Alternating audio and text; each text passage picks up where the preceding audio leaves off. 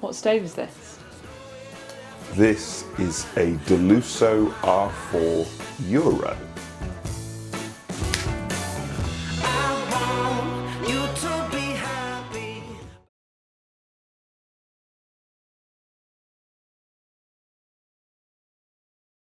Is a brand that's under the Hunter group, which they're responsible for things like really old famous British solid fuel heating names like Jetmaster and Parkray and Hunter, of course.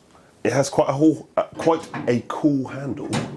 Oh, hang on, I don't even know how to close it. There we go, it does work. So that just comes open, and then you've got the dials for controlling it. Now, as I understand it, there's like a little tool that latches onto them, but it's it's quite professionally done. It doesn't look sort of tacky. It looks quite technical.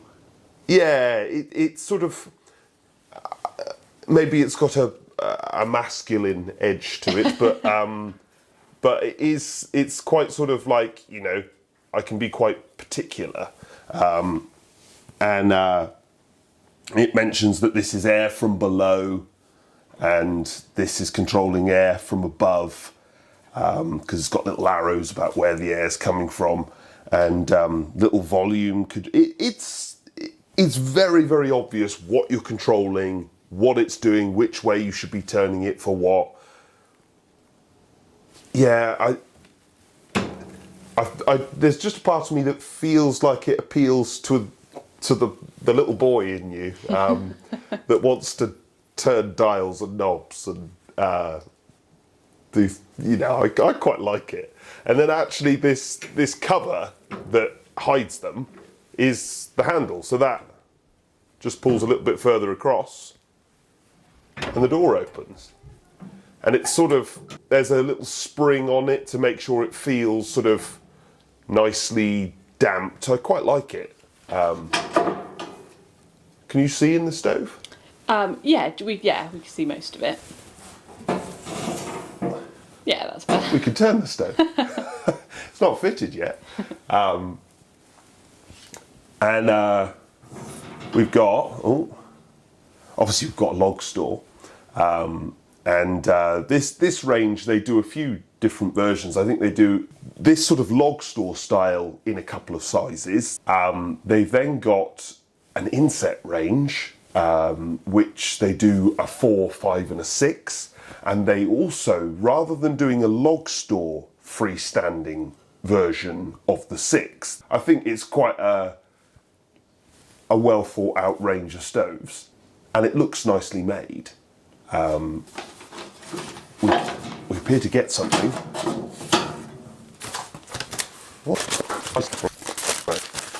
Not quite as exciting as I'd hoped. Now, this will be a part which obviously sort of echoes the this sort of, like, you know, horizontal grill style that they're going for, but you put that on the back of the stove if you're fitting it. Shield. Yeah, it's like a mini heat shield.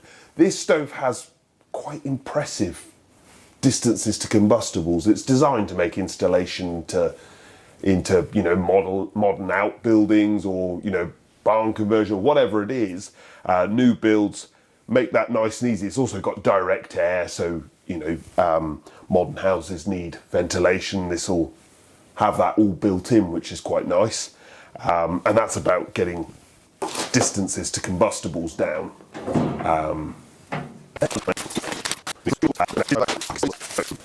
Now that actually is quite nice. It's got like a knurled finish all over the outside of the handle. This end is a bit more sort of utilitarian, but the bit that you actually come into contact with, somebody's cared about, spent some time making sure that it feels quite nice. So what's that for, the controls? So, yes, Because that doesn't look like it's going to open the door. Well... Or do you think... It Oh. It does do that, Oh, okay. and that works fine. Yeah. And it holds it, so it's, you know, it's.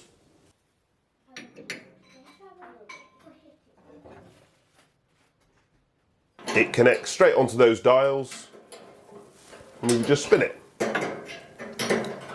Up, down, and that's not, you know, they're nicely damped. It's not that they're not loose and slappy, and they're also not. What do you mean? Loose and slappy. Well, like, you know, when like bits of metal aren't properly tightened up and it just sort of flaps about. I don't like that at all, because it just doesn't feel engineered. It feels sort of slapped together, and yet they're not too tight. Because look, I'm just doing this with my, you know, I quite like that. And of course, obviously, oh, maybe I did something wrong there. Yeah, I did. I don't know what I did there. I think I might have just been yanking on it a bit tightly, because that does just do it very, very nicely. I don't know whether this gets hot, so whether you need to do that or whether you can. I imagine that does get hot. But part of me thinks that this actually doesn't. Well, we'll find out, won't we? But either way, I quite like it. It's nicely thought out. The only thing that I would improve on it is possible to hit the outer surface. Now, I don't think it overly matters, because why would you be doing that? But I've just noticed it. I thought I'd mention it. Oh, and then we get some nice gloves, which is sort of obligatory nowadays, isn't it? Obviously, if you haven't got nice gloves, then I know some really, really good ones. Way, you know. And then it's your usual story. We've got, you know, completely vermiculite lined. We do a video of how to disassemble stoves and put them all back together, so you can see that on this stove.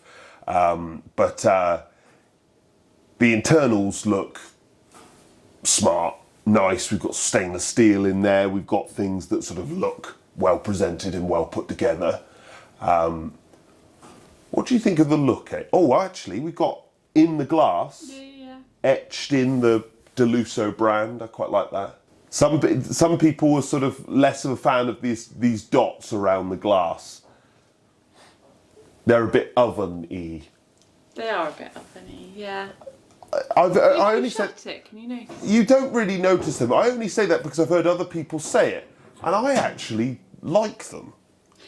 I can sort of see, say you're looking at this in a shop, That it would look. and it would look more like that. But when it's in your house and you've got You don't even see it. stuff going on, your eye is not what your eye's drawn to. And I suppose more than that, when you're in a shop, you're looking at everything, aren't you? And I suppose we're used to seeing hundreds of stoves, and so maybe we just go, oh, it's got some dots on the glass. Don't really see that or notice it. I like the sort of, you know, that they've thought about the heat shield, that they've... Yeah, I like that the collar of the stove is built into the top of the stove, so there's no sort of like wrinkle or wobble whilst you connect the pipe. Everything is really sleek, and I like that. It gives the fitter the opportunity to finish things really, really beautifully. And of course, when you're doing something contemporary like this, the finishing is everything. And you know, some sort of complicated thing, it's DEFRA approved as well, so it's got a 5-inch outlet. DEFRA approval means you can use a 5-inch flue, so everything is seamless. Everything you see can be identical the whole way up. What kilowatt is it? 5? Yeah, 5 kilowatt. I think in the inset version it'd be more like a 4 kilowatt, because obviously it's half built into the wall. These will obviously be convection stoves, so they're like a stove within a stove. So I was going to say it looks quite bulky for a 5. yeah, well, all all the cool air is designed to be drawn in from the bottom, rushed up, preheated, and then vented out of all these vents and round here, and round the top of the pipe as well. So I suppose this is more for like newer contemporary boats, because I was thinking that works, doesn't it? In like a new build, you don't need as much heat because obviously they're well insulated, whereas in an old property, you want it to.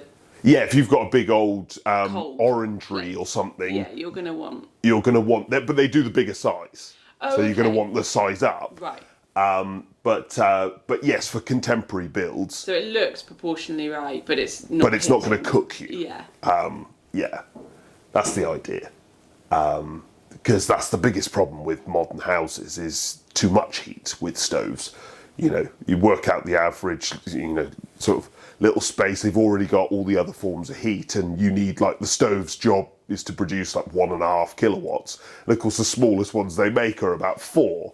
You're just drowning in heat. But something like this, where my expectation is it's nicely controllable, but also looks and feels a bit bigger, without drowning you in heat. That's the intention, at least. Also, the other thing is these convection stoves, these convection panels, the idea is that makes the heat more gentle, rather than it just being one layer of metal and the outside surface being radiating like crazy. This is much more sort of about circulating air and a gradual increase rather than blasting it. You still get radiant blasts from the front of the stove, like all stoves, but everything else is a bit more gentle. Like this top of the stove isn't the top of the stove, so it's not as hot. It's, it's more gentle. And I like a log store, as you know. I'm a big fan of anything that looks more exciting. You're so keen. Yeah. Well, you complete the look, don't you? This is the other lovely thing about, like, only using kiln-dried, really bougie wood. Because, obviously in my normal life I would not do this. It's that, I try to do things all in the same way and in a consistent manner. But this fuel looks really bougie. That's probably the best word. Oh, have I got a small? There we go, there's a little one. Now I've made a terrible mess of the hearth, but the stove now looks as it should. I really want to do a thing now where I go and it's lit. And then it looks really good. Should we do that? Okay, let's give it a go.